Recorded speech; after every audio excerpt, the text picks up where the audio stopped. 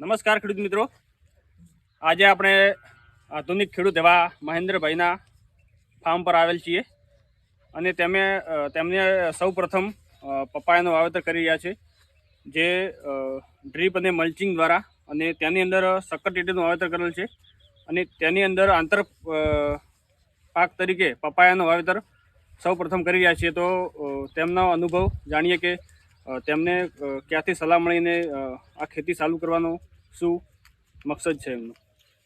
નમસ્કાર વિક્રમભાઈ, જય માતાજી. હું છું મહેન્દ્રભાઈ અને અમે ટેટીના અંદર 4 મહિના પહેલાં અમે વિચાર કરી દીધો હતો અને તમારા જેવા ખેડૂતોને મને સલાહ આપી હતી. બરોબર.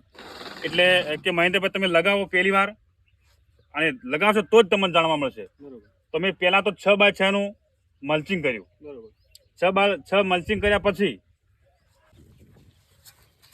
જો આ રીતે મેં થેલી નીકાળી અને આ ડ્રેસિંગ કરી અંદર જો આ રીતે મૂકી, આ રીતે છોડને બરાબર બંને સાઈડથી દબાઈ દેવાનું છે.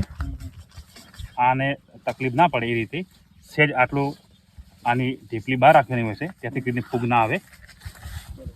આ રીતે કરી સહેજ અહીંયા બેક્ટેરિયા જેવું સ્પ્રે થાય, ડ્રેસિંગ થાય એટલી થોડી જગ્યા રાખીએ છીએ.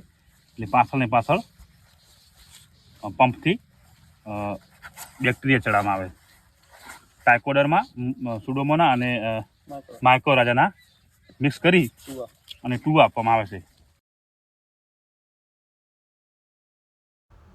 તો આવા જ નવા વિડીયો જોવા માટે મારી ચેનલ લાઈક, સબસ્ક્રાઈબ અને શેર કરો અને ફેસબુક, ઇન્સ્ટાગ્રામમાં ફોલો કરો. જય માતાજી.